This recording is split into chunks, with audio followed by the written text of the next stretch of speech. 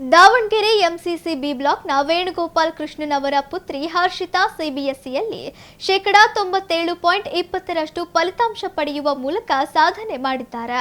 ದಾವಣಗೆರೆಯ ಬಾಪೂಜಿ ಆಸ್ಪತ್ರೆಯ ಆರ್ಎಂಒ ಆಗಿ ಕಾರ್ಯನಿರ್ವಹಿಸಿದ ಚಿಗಟೇರಿ ಆಸ್ಪತ್ರೆಯಲ್ಲಿ ಆರ್ಎಂಒ ಆಗಿ ನಿವೃತ್ತರಾದ ಡಾಕ್ಟರ್ ಎಬಿ ಕೃಷ್ಣನ್ ಹಾಗೂ ವಕೀಲರಾದ ಉಷಾ ಕೃಷ್ಣನವರ ಮೊಮ್ಮಗಳಾದ ಹರ್ಷಿತಾ ವಿ ಭಾರದ್ವಾಜ್ ನಗರದ ಸೆಂಟ್ ಪಾಲ್ಸ್ ಸೆಂಟ್ರಲ್ ಶಾಲೆಯಲ್ಲಿ ಓದುತ್ತಿದ್ದು ಸಿಬಿಎಸ್ಇಯಲ್ಲಿ ದಾವಣಗೆರೆಯ ಪ್ರತಿಷ್ಠಿತ J H Patel academy BIT road near Hemavathi hostel Davanagere admission open now. 97.20% ಫಲಿತಾಂಶ ಪಡೆಯುವ ಮೂಲಕ ಶಾಲೆಗೆ ಟಾಪರ್ ಆಗಿದ್ದಾಳೆ. ಮೊಬೈಲ್ನಿಂದ ದೂರ ಇದ್ದ ಹರ್ಷಿತಾ ಪ್ರತಿನಿತ್ಯ 2 ಗಂಟೆ ಓದುತ್ತಿದ್ದಳಲ್ಲದೆ ಓದಿನ ಜೊತೆಗೆ ಕ್ರೀಡೆ, ಸಂಗೀತ ಎಲ್ಲಾ ಕ್ಷೇತ್ರದಲ್ಲೂ ಹರ್ಷಿತಾ ತೊಡಗಿಕೊಂಡಿದ್ದಳು. ಮನೆಯಲ್ಲಿ ಓದುವುದರ ಜೊತೆಗೆ ಶಾಲೆಯಲ್ಲಿ ಶಿಕ್ಷಕರು ಕೂಡ ಚೆನ್ನಾಗಿ ಹೇಳಿಕೊಡುತ್ತಿದ್ದರಿಂದ ಈ ಸಾಧನೆ ಮಾಡಲಾಯಿತು. ನಾನು ಕೂಡ 97.20% ಫಲಿತಾಂಶ ಬರುತ್ತದೆ ಅಂದುಕೊಂಡಿರಲಿಲ್ಲ ಎಂದ ಹರ್ಷಿತಾ ಪಿಯುಸಿಯಲ್ಲಿ ಪಿಸಿಎಂಬಿ ತೆಗೆದುಕೊಳ್ಳಬೇಕೆಂಬ ಆಸೆ ಹೊಂದಿದ್ದಾಳೆ. ಮಗಳ ಈ ಸಾಧನೆ ಬಗ್ಗೆ ಪೋಷಕರು ಕೂಡ ಸಂತೋಷ ವ್ಯಕ್ತಪಡಿಸಿದರಲ್ಲದೆ ಮಗಳ ಓದಿನ ಜೊತೆ ಪಠ್ಯೇತರ ಚಟುವಟಿಕೆಯಲ್ಲೂ ಇದ್ದು ಇದೀಗ ಮಗಳ ಫಲಿತಾಂಶ ಸಂತೋಷ ಉಂಟು ಮಾಡಿದೆ ಎನ್ನುವ ಮೂಲಕ ಮಗಳಿಗೆ ಸಿಹಿ ತಿನಿಸಿ ಸಂಭ್ರಮಿಸಿದರು.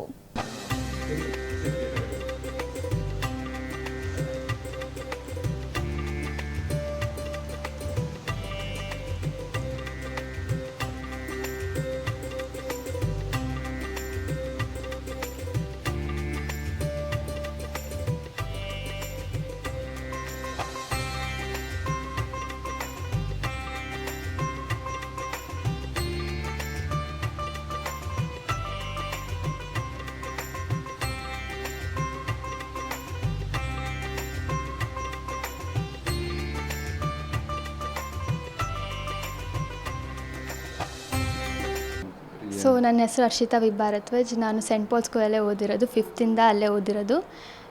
ಜಸ್ಟ್ 10th ಈಗ ರಿಸಲ್ಟ್ ಬಂತು CBSE. ಅದರಲ್ಲಿ ಟಾಪ್ 5 ಸಬ್ಜೆಕ್ಟ್ಸಲ್ಲಿ ನಾನು 97.2 ಆಗಿದೆ.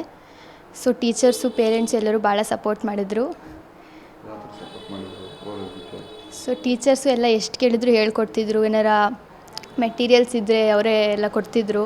ಆ್ಯಂಡ್ ಫ್ರೆಂಡ್ಸು ಅಷ್ಟೇ ಭಾಳ ಹೆಲ್ಪ್ ಮಾಡಿದ್ರು. ಆ್ಯಂಡ್ ನಾನು ಜಾಸ್ತಿ ನೈಟ್ ಸ್ಟಡಿನೇ ಮಾಡ್ತಿದ್ದಿದ್ದು. ಅದಕ್ಕೆ ಪೇರೆಂಟ್ಸ್ ನನ್ನ ಜೊತೆ ಯಾವಾಗೂ ಕೂತಿರ್ತಿದ್ರು. ನಾನು ಎಷ್ಟೋ ತನಕ ರಾತ್ರಿ ಓದಿದ್ರು ನನ್ನ ಜೊತೆ ಎದ್ದಿರ್ತಿದ್ರು. ಸ್ಟಡಿ ನಾನು ಆ್ಯಕ್ಚುಲಿ ದಿವಸಕ್ಕೆ 1.5-2 hours ಹಂಗೆ ಓದ್ತಿದ್ದಿದ್ದು. ಜಾಸ್ತಿ ಓದ್ತಿರಲಿಲ್ಲ, ಬಟ್ ಕನ್ಸಿಸ್ಟೆಂಟ್ಲಿಯಾಗಿ ಓದ್ತಿದ್ದೆ. ಅಷ್ಟೇ, ಜಾಸ್ತಿ ಏನೂ ಓದಿಲ್ಲ. ಬಟ್ ಗ್ಯಾಪ್ ಡೇಸಲ್ಲಿ ಸ್ವಲ್ಪ ಜಾಸ್ತಿ 5 to 6 hours ಹಂಗೆ ಆಗ್ತಿದ್ದೆ ದಿವಸಕ್ಕೆ.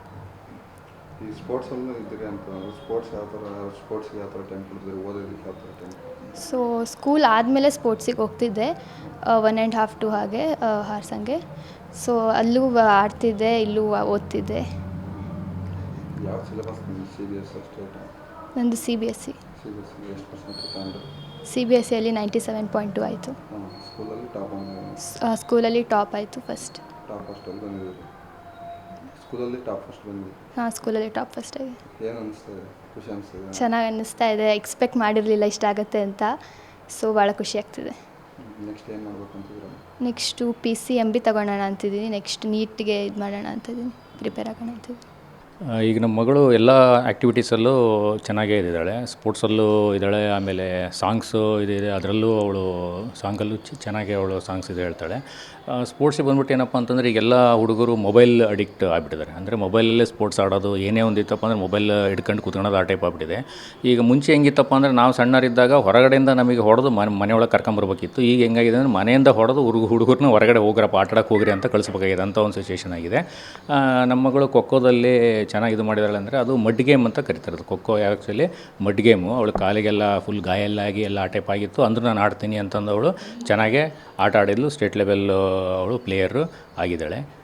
ಇದರಿಂದ ನಾನು ಬೇರೆಗೆಲ್ಲ ಹೇಳೋದು ಏನಪ್ಪ, ಮಕ್ಕಳಿಗೆ ಅವ್ರಿಗೆ ಪೇರೆಂಟ್ಸ್ಗಳು ಹೇಳೋದೇನಪ್ಪ ಅಂತಂದರೆ ಯಾವಾಗಲೂ ಅವರಿಗೆ ಮೊಬೈಲು, TV ಅದಕ್ಕೆ ಅಡಿಕ್ಷನ್ನಿಗೆ ನೀವು ಕೂರಿಸಬಾರ್ದು. ಅವರಿಗೆ ಎಕ್ಸ್ಟ್ರಾ ಕರಿಕ್ಯುಲರ್ ಆ್ಯಕ್ಟಿವಿಟೀಸ್ ಏನಿರುತ್ತೆ, ಬರೀ ಓದೋದು ಒಂದೇ ಅಲ್ಲ. ನಾನು 9th ತನಕನೂ ನಮ್ಮ ಮಗಳು ಏನು ಹೇಳಿದ್ನಪ್ಪ ಅಂದರೆ 10 to 15% ನೀನು ಕಮ್ಮಿ ತೆಗೆದರೂ ಪರವಾಗಿಲ್ಲ, ನೀನು ಸ್ಪೋರ್ಟ್ಸಲ್ಲಿ ಒಟ್ಟು ಎಕ್ಸ್ಟ್ರಾ ಕರಿಕ್ಯುಲರ್ ಆ್ಯಕ್ಟಿವಿಟೀಸಲ್ಲಿ ಇರಬೇಕು ಅಂತಂದು ನಾನು ಅದನ್ನು ಹೇಳಿದ್ದೆ. ಅವಳು ಅದೇ ಟೈಪ್ ಮಾಡಿದ್ಲು. 10th ಬಂದಾಗ ನಾವು ಸ್ವಲ್ಪ ಸ್ಪೋರ್ಟ್ಸನ್ನು ಅವಾಯ್ಡ್ ಮಾಡಿದ್ವಿ. ಅವಳಿಗೆ 97.2% ಬಂತು. ಇದರಲ್ಲಿ ಬಂತಪ್ಪ ಅಂದರೆ ಕನ್ನಡ, ಇಂಗ್ಲೀಷು, ಸೈನ್ಸು, ಸೋಷಿಯಲ್ಲು, ಆಮೇಲೆ IT, ಈ 5 ಸಬ್ಜೆಕ್ಟಲ್ಲೂ ಸೇರಿಸಿ ಅವಳಿಗೆ 97.2 ಬಂತು. IT ಇದು ಬಿಟ್ರಪ್ಪ ಅಂತಂದರೆ 95 ಬರುತ್ತೆ ಅವಳದು. ಹಂಗಾಗಿ ಏನಾಗಿದೆಪ್ಪ ಅಂತಂದ್ರೆ ಅಷ್ಟು ಸಬ್ಜೆಕ್ಟ್ಗಳದ್ದು ಸೇರಿಸಿ ಅವಳು ಸ್ಕೂಲ್ ಟಾಪರ್ ಆಗಿದ್ದಾಳೆ. 97.2% ಅವಳು ಬಂದಿದೆ.